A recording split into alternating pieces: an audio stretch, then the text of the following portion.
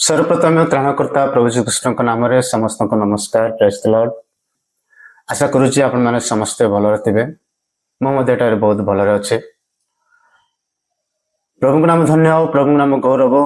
प्रभु विश्वस्त परमेश्वर से आपण को एवं मते आज पर्यंत सुरक्षित भाव में आनी नववर्ष प्रभु मान जीवन देखा। गत वर्ष मानक जहाँ सब आम विपद थिला, समस्या थिला, जहाँ सब आम निमंते संकट थिला, जहाँ सब आम निमंते विभिन्न प्रकार समस्या, विभिन्न प्रकार दुर्घटना थिला, सेति मध्य प्रभु आपण को मते तांकर महानता, प्रेम, उदारता, विश्वस्तता आपण प्रति मो प्रति से प्रकाश करी आपण को मते सुंदर समय सुजोग एवं दिवस देइचंती। सेति प्रभु नाम विशेष नाम गौरव हो।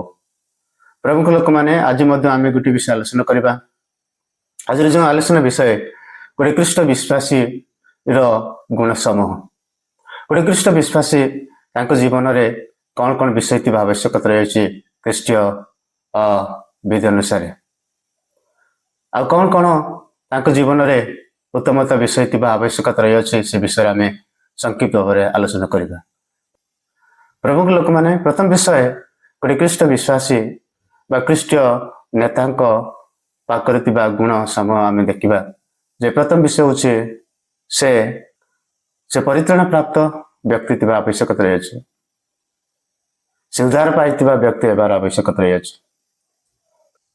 तेणुक प्रथम विषय से परित्राण प्राप्त होगा आवश्यकता रही। यीशु नाम से परित्राण प्राप्त होगा आवश्यकता रही। द्वितीय विषय हूँ प्रिय माने से प्राप्तिजित होगा आवश्यकता रही।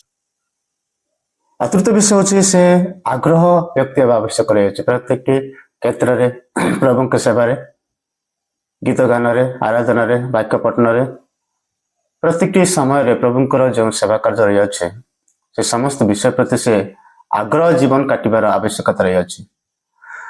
चतुर्थ विषय से प्रार्थनाशील व्यक्ति होगा आवश्यकता रही।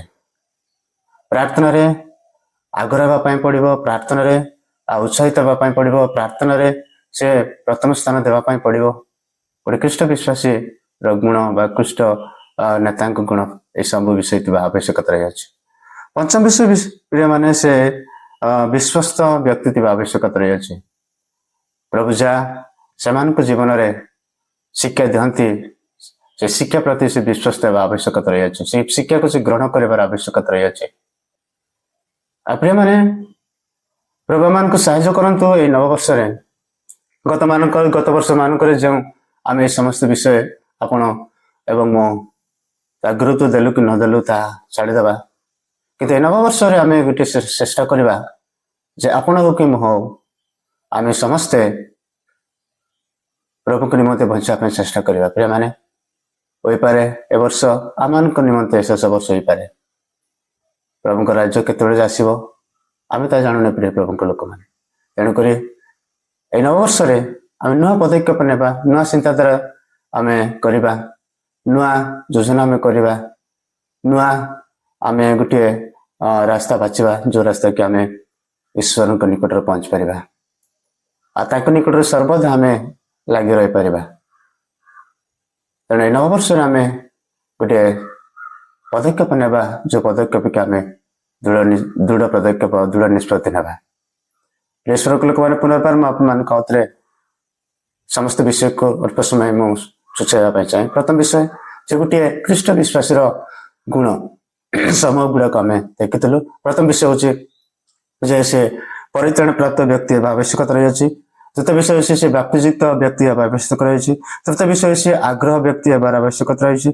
और चतुर्थ विषय हूँ से प्रार्थनाशील व्यक्ति होबार आवश्यकता रही। और पंचम विषय हूँ से विश्वस्त व्यक्ति आवश्यकता रही।